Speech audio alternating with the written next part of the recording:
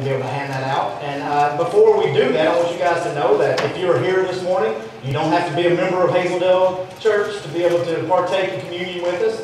You are a child of God. If you have come to God and asked Him to come into your heart and you believe in Him and you put your faith and trust in Him, we want you to take it with us because that's what this is about. It's not about a denomination thing. It's not about a church thing or anything like that. It's a God thing. It's a family of God thing. And that's what we're all in here to be. We're all part of the family of God. And so if you're here, you're visiting, or you're not a member, or whatever it is, if you are a follower of Christ, please take this with us. We want you to, because one day when we all get to heaven, we'll be partaking of it together there. So we invite you to do so here. And so I also wanted to say this. This is kind of a little bit different morning. You know, I wanted to have a time of prayer for Brian, especially.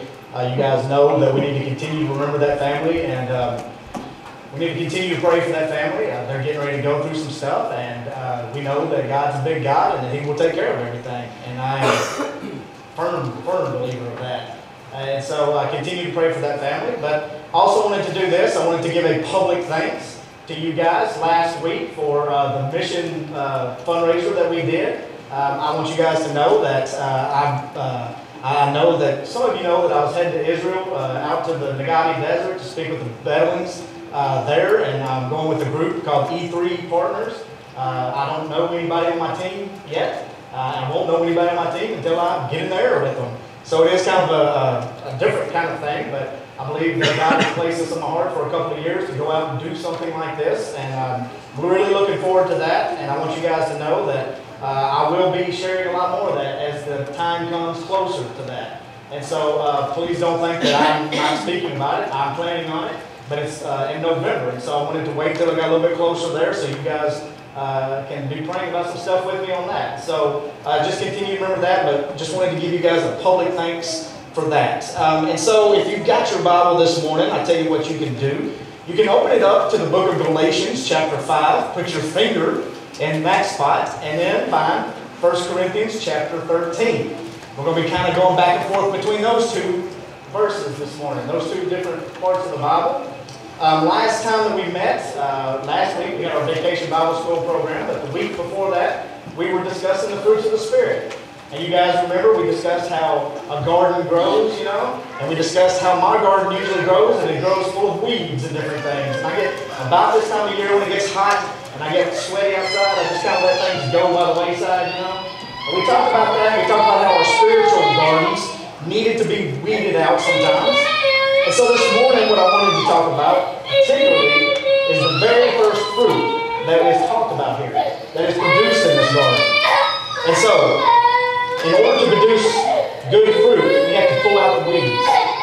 And so, in Matthew chapter 7, verse 15 through 20, it says this, watch out for false prophets. They come to you in sheep's clothing, but inwardly they are like ferocious wolves. By their fruit you will recognize them. Do people pick grapes from thorn bushes, or figs from thistles? Likewise, every good tree bears good fruit, but a bad tree bears bad fruit. A good tree cannot bear bad fruit, and a bad tree cannot bear good fruit. Every tree that does not bear good fruit is cut down and thrown into the fire. Thus, by their fruit, you will recognize them. And we talk about this, and we talk about Jesus talking about this fruit that we're supposed to produce. And so we got into Galatians 5. And that's the type of fruit that you and I are supposed to produce, is the fruits of the Spirit. These things like love, joy, peace, patience, kindness, goodness, faithfulness, gentleness, and self-control. And so what I wanted to do this morning is particularly hone in on that first fruit, love. And that's the kind of fruit that we're supposed to produce as Christians. And here's the thing, Christian people, I don't know how well we're doing with that this time. I don't know how well we're doing with that this time of our history. Because there's a lot of hatred being spewed by both Christians and non-Christians. We get this idea that if somebody disagrees with us, then they hate us, you know? And so there's the constant bickering between Christians and non-Christians about different things, and as that happens, Christians aren't showing the kind of love that we need to be showing people. We're not showing the particular love that Christ is talking about here. Now, whenever I say the word love, what comes to your mind immediately? I I'm going to tell you guys what comes to my mind. And remember, my mind is, you don't want to go in there sometimes. It's a scary place, right? But what comes to my mind is, I don't know why, but how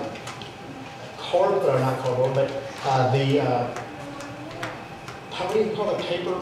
Like, not cardboard, but construction paper. Sheesh. The construction paper. I think about a red heart with a doily taped behind it.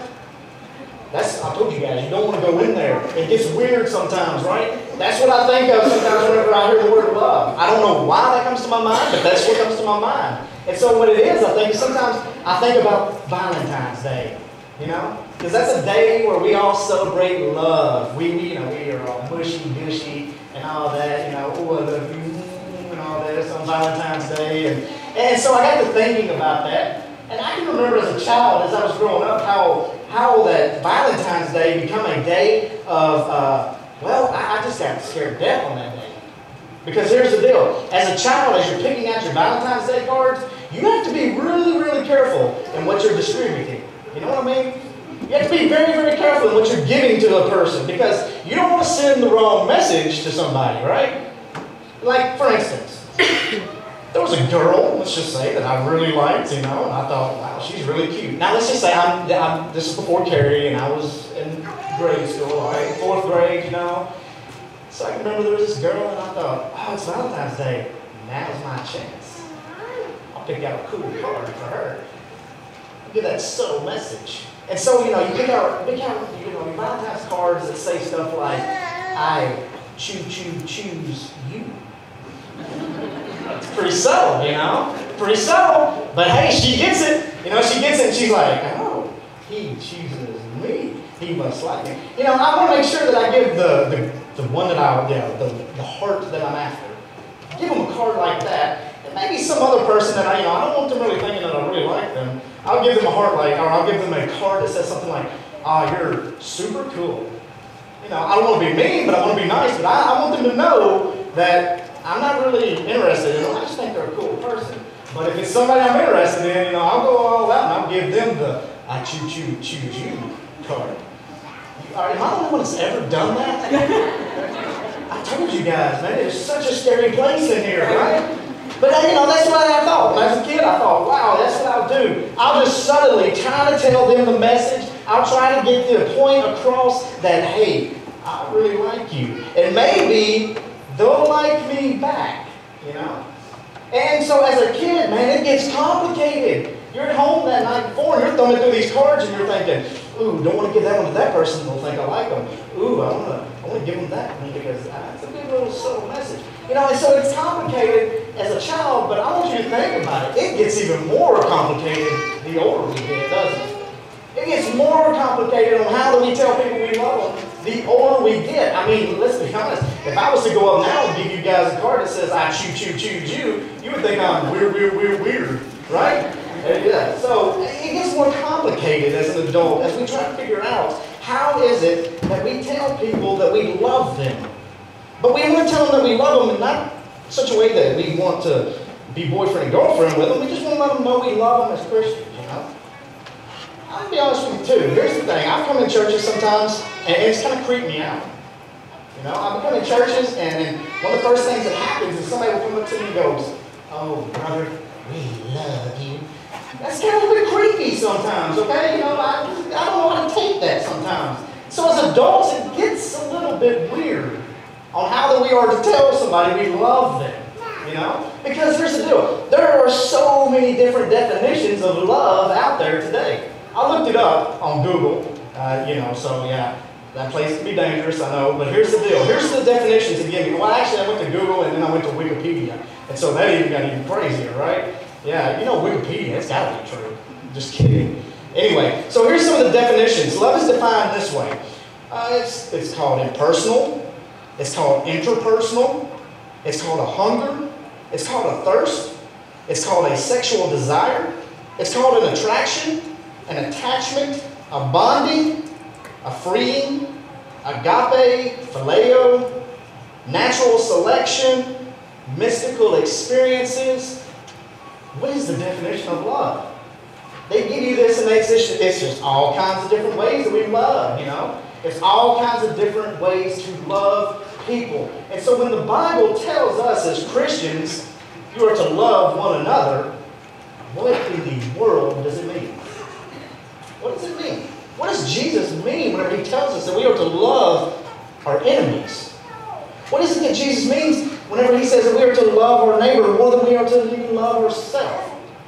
What does this mean whenever Jesus says love? And so as I was thinking about that, I got to studying about that, got to getting into the Bible and looking up love. And I want you to know, it's mentioned in my Bible, it was mentioned some 300 plus times, the word love, or some form of the word love. And many of you know in the Greek there was different types of love, there were different explanations, different words used for love. And so it's mentioned some 300 plus times in the Bible, this word love, or the thought of love. And so I got to thinking, oh man, where do I go with this? You know, these people think I'm already long-winded. Let me try to explain 300 plus different ways to love somebody to them. And so as I was doing that, and I was thumbing through it, I'm thumbing through it, and I look at my Team Nancy bracelet, and I see 1 Corinthians 13. And I think, oh, duh. There it is. There's the definition of love. Here's a good definition of love. And so if you've got your Bible, in 1 Corinthians chapter 13, I just wanted to read this, the whole chapter to you. It says, though I speak with the tongues of men and of angels, but have not love, I have become like a sounding brass or a clanging cymbal. And though I have the gift of prophecy and understand all mysteries and all knowledge, and though I have all faith so that I can remove mountains, but have not love, I'm nothing. And though I bestow all my goods to feed the poor, and though I give my body to be burned, but have not love, it profits me nothing. Love suffers long and is kind. Love does not envy. Love does not parade itself. It is not puffed up. It doesn't behave rudely. It does not seek its own. It's not provoked. It thinks no evil. It does not rejoice in iniquities, but rejoices in the truth. It bears all things, believes all things, and it hopes all things, and endures all things. Love never fails. But whether there are prophecies, they will fail. Whether there are tongues, they will cease. Whether there is knowledge, it will vanish away. For we know a part and we prophesy in part. But when that which is perfect has come, then that which is in part will be done away. When I was a child, I spoke as a child. I understood as a child. I thought as a child. But when I became a man, I put away childish things. For now we see in a mirror, dimly, but then face to face. Now I know in part, but then I shall know just as I am also known.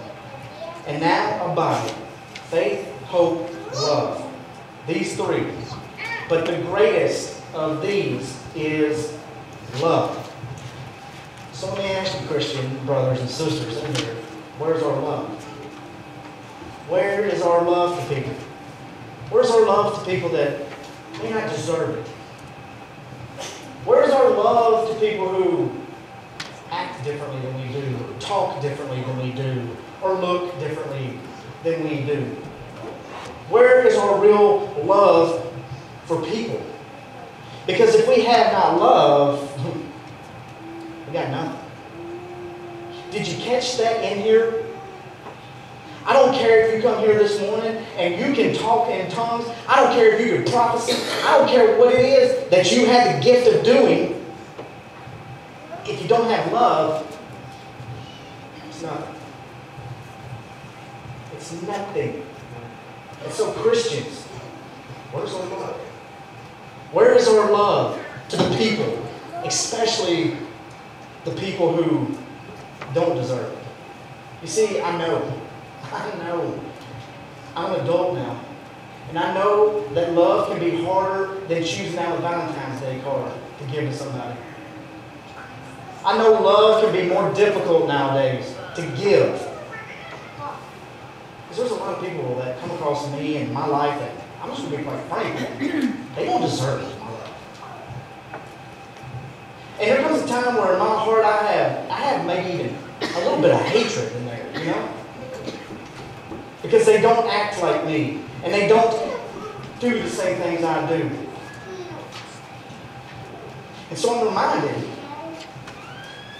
that I could be the greatest pastor in the world. I could be Billy Graham, I could be Francis Chan, I could be R.C. Sproul, I could be any, you name a great, great pastor. I could be the greatest preacher in the world. I could have thousands come and hear me. But if I have not love, I've got nothing. You see, you and I, as Christians, we can take communion together. We can take the time out of our week and pass out lunches to people. We can take the time out of our week and perform vacation Bible schools for kids. And we can do all this good, great stuff. But if we don't have love, we've got nothing. We've got nothing. And here's my thing. Sometimes we as a church, we wonder, why are we moving forward? Why are we advancing? Why aren't we doing this? Why aren't we doing that? And it goes back to, we're not really loving. Oh yeah, we say we are. But we say a lot of things, don't we?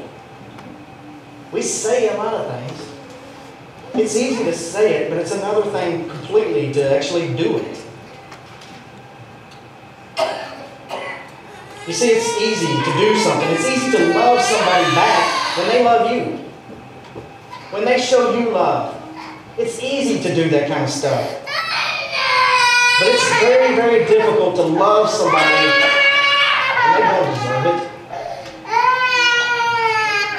You see, here's the thing. In order for our spiritual gardens to grow, what we've been talking about, in order for this to happen, some of us, we need to find out a way to pull these weeds out.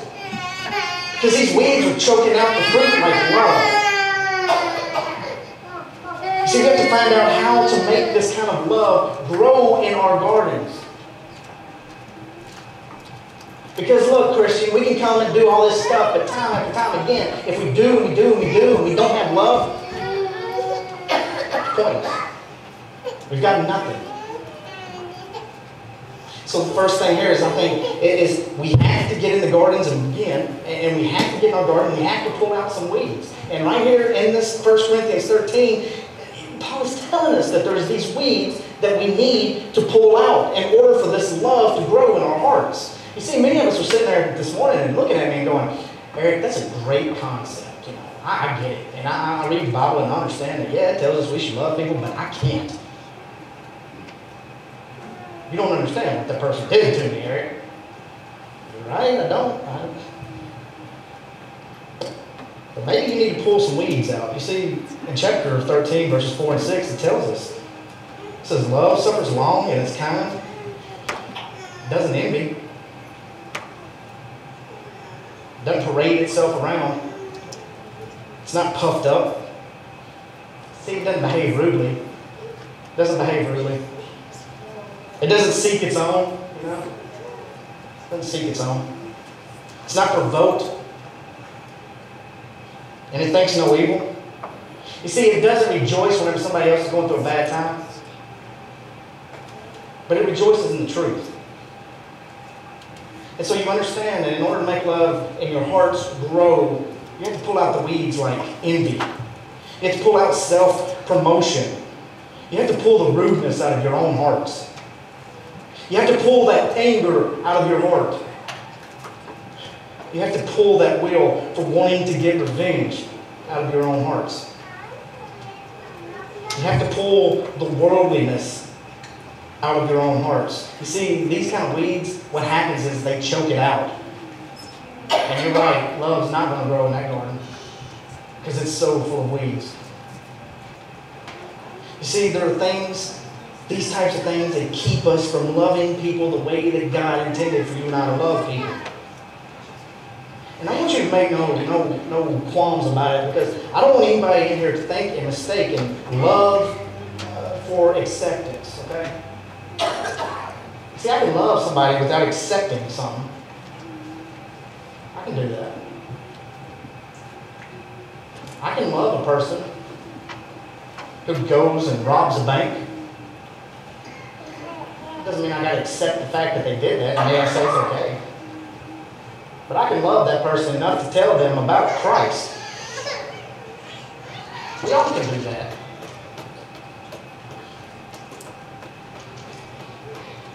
Jesus says this in John 13. He says, "A new commandment I give to you." Check this out. "That you love one another as I have loved you. That you also love one another. By this, all will know that you are my disciples, if you have love for one another."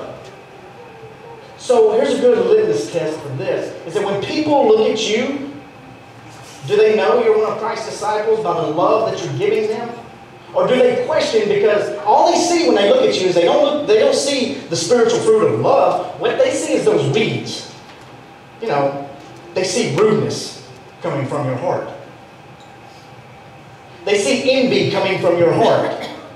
And they look at you and they go, they're really no different than anybody else. I don't claim them to be with Jesus. But whenever you see somebody who has that love, it's something different about them, isn't it?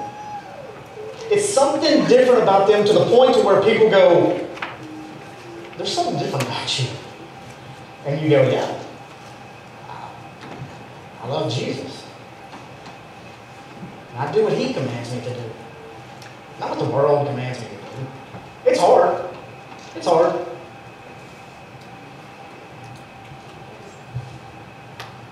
You see, here's the problem, I think. We're called to love Jesus with no strings attached. You know?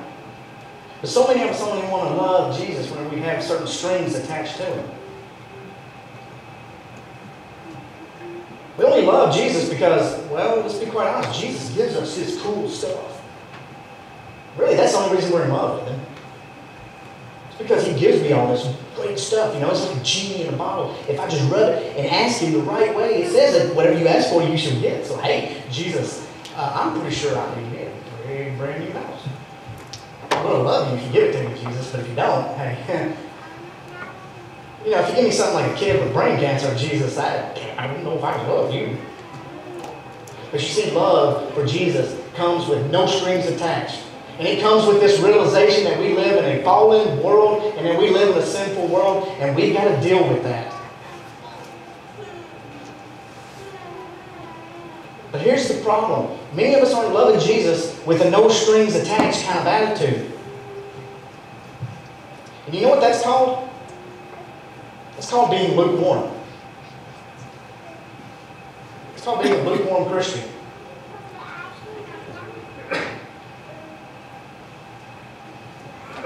Francis Chan, in his book Crazy Love, says this, I quote, "Lukewarm people love others, but they don't seek to love others as much as they love themselves.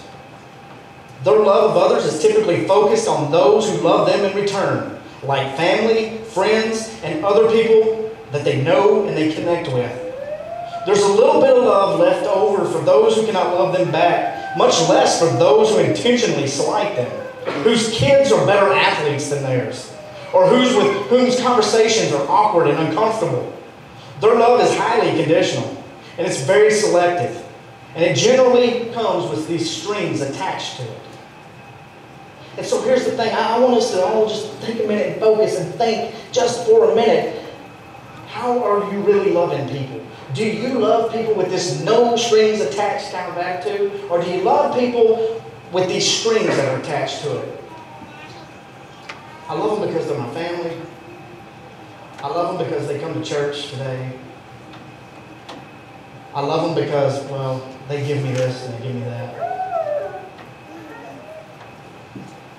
See, Jesus says, if you have that kind of love, when you love people because there's strings attached to it, then you're lukewarm. And you know what He says? This scares me to death because there are churches and after church after church after church this morning that are come together, and it is full of people who are lukewarm. You know, No, he said it's better to be either piping hot or freezing cold than it is to be lukewarm. Because here's what he says in Revelation 3, verse 16. He says, so then, because you are lukewarm and neither cold nor hot, I'll vomit you out of my mouth. You really want to be lukewarm? Is that how we want to go through this Christian life, as lukewarm people who only love people because they deserve it? Jesus is saying, look, I'd much rather you go through the Christian life cold. But what I really want you to do is go through this Christian life piping hot. I want you to go through it, and I want people to see me in you. And when they see me in you, you love people not because they love you back. You love people because you realize that they have a soul. And my word says that that soul, if it has not come back to me, will spend eternity in a place called hell.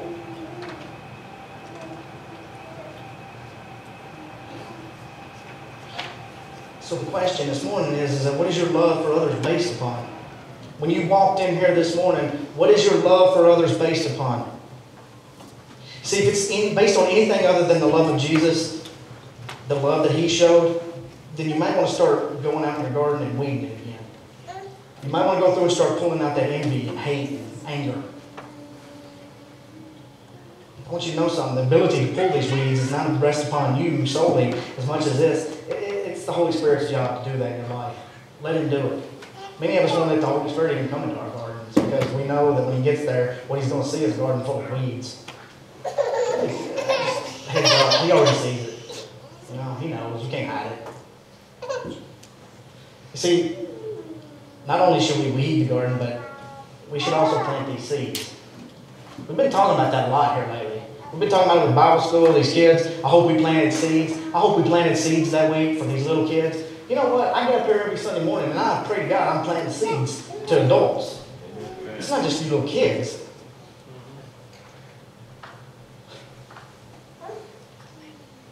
I pray that that's what's going on.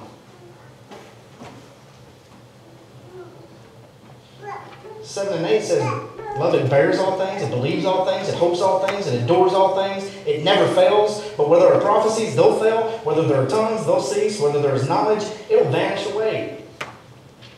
You see, day in and day out, you and I are surrounded by people who need our love. And we're called to plant this kind of love into others. We're called to love without expectations. And I realize it's tough. I realize it's tough to love without expectations when you live in a house that's abusive. I know it's hard to love your neighbor when your neighbor is constantly getting on your nerves. I know it's hard to love an ex that you share a child with because they don't see it the way you see it. I know it's hard to love somebody who is so set in their ways. I know it's hard to love somebody who constantly talks about you and spreads your name through the mud. And I know it's hard to love somebody who doesn't deserve love. But I know this. I have a motivation to do so. And you do too. Romans 5:8 says, but God demonstrates His own love toward us in that while we were still sinners, Christ died for us. I'm so glad Christ didn't die for me based on strings attached, you know. He died for me because He loved me. He died for you because He loved you. And if He can do it, then the least I can do is try to imitate Him. After all, that's what I'm called to do as a Christian, isn't it? 1 John 4:9-11 says, in this the love of God was manifested toward us, that God sent His only begotten Son into the world, that we might live through Him. In this is love. Not that we loved God, but that He loved us. And He sent His Son to be the propitiation for our sins. Beloved, if God so loved us, we ought to also love one another. You see, this is what the Bible says.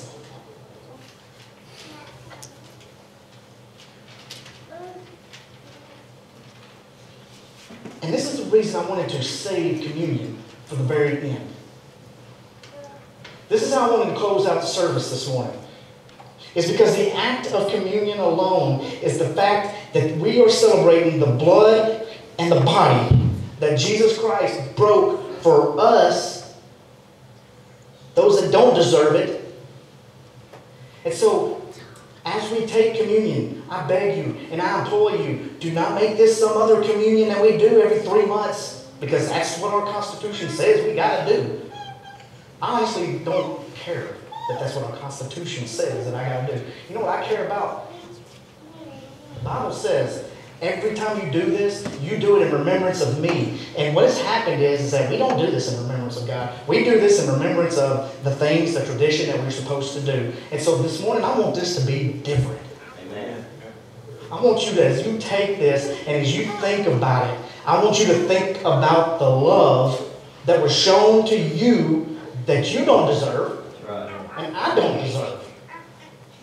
You see, that's what this is.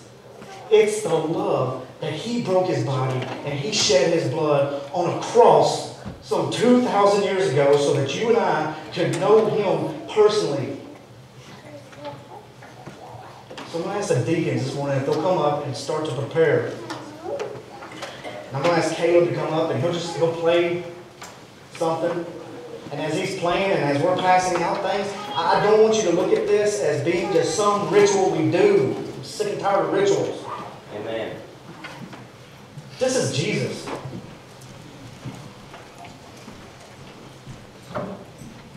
This isn't a game anymore. The game's changed.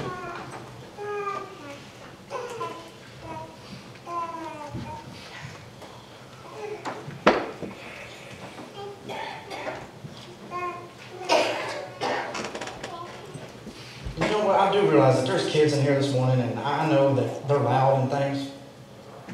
But it shouldn't inhibit you. If anything, it should make you more thankful for the love that was given. Amen. You know?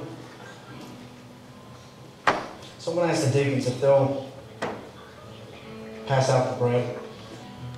I'm going to ask after they do so, if everyone will please wait. When they come back together up here, we'll pray together, and then we will partake together.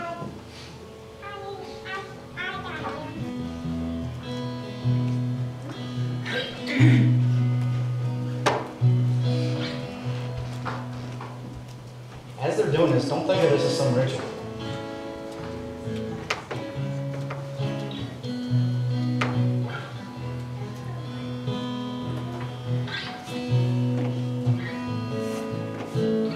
See, as they're doing this, I want to remind you too what it says in 1 Corinthians, because it says something else that we're to do as we try to do this. 1 Corinthians 11, 27 through 29, it says this. It says, "Therefore, whoever eats this bread or drinks of this cup of the Lord in an unworthy manner, be guilty of the body and of the blood of the Lord.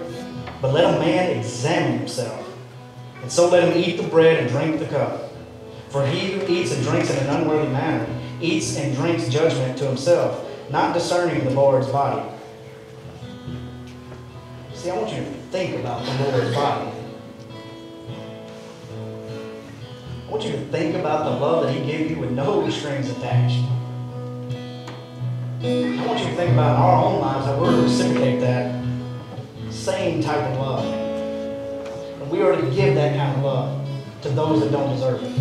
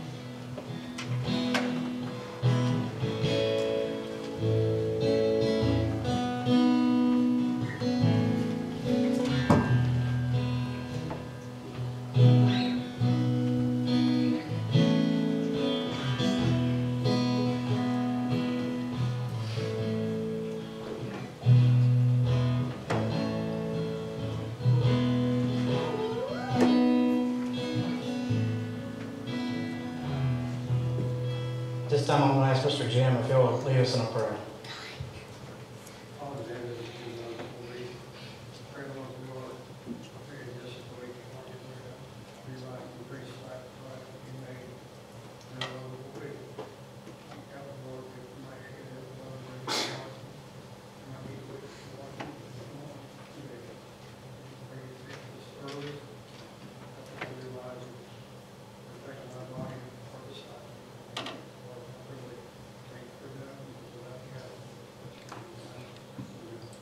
First Corinthians 11:24. And when he had given thanks, he had broken and he said, "Take, eat.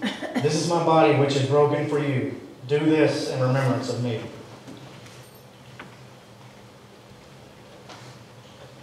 As the deacons prepare to pass out the juice, I'm going to ask Caleb to once again continue to softly play, but I'm going to ask you to just softly pray and think about what is going on here. Don't let this be something that we just bypass and do because we got to do it.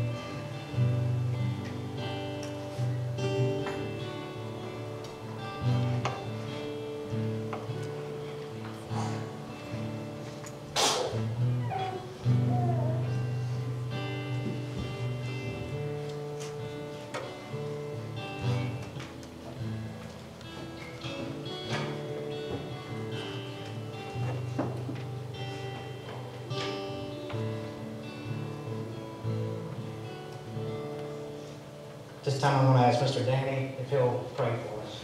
Dear Heavenly Father, Lord, we're thankful for the opportunity to church together here, your people, the community. So, thankful for what you've done. We can't understand all the love that you have for us, Lord. You shed your blood for the night of life. There's no way we can ever repay you, Lord. We're just a good God to us and love us so much. So thankful for that. These services and just be with us, Lord. We pray for this and continue to think of the life that you give us. 1 Corinthians 11:25 it says, "In the same manner, he also took the cup after supper, saying, 'This cup is my new covenant in my blood.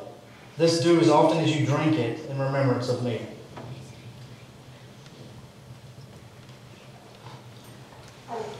This time the deacons are going to go around and collect the cups.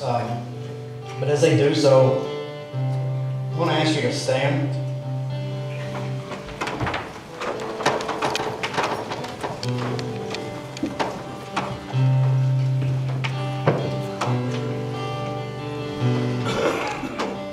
While they're doing this, I'm going to let you just take a moment, and if you feel like you need to just come up here and pray at the altar, I invite you to do so. If you feel like you need to pray in your seat, I invite you to do that too. But here's the thing, I want to challenge you. Do not let this just be some normal Sunday morning service that we just had. I want to challenge you to go out and love people. Love the people that don't deserve it. So we'll listen to Caleb play quietly, and if you feel led to come up here, or if you feel like you would like to pray in your seat, I invite you to do so.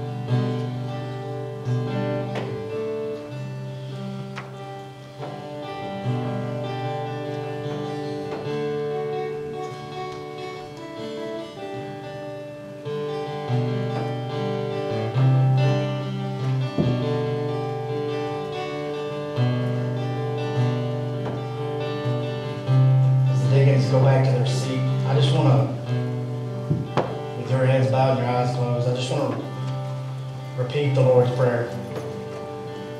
I just want you to listen to it. You don't have to repeat after me or anything like that. I just want you to hear what it says. Most importantly, not with your ears, but I want you to hear what it says with your heart. It says, Our Father in heaven, hallowed be your name. Your kingdom come, your will be done, on earth as it is in heaven. Give us this day our daily bread. And forgive us our debts, as we forgive our debtors. Do not lead us into temptation, but deliver us from the evil one. For yours is the kingdom, and the power, and the glory forever. Amen.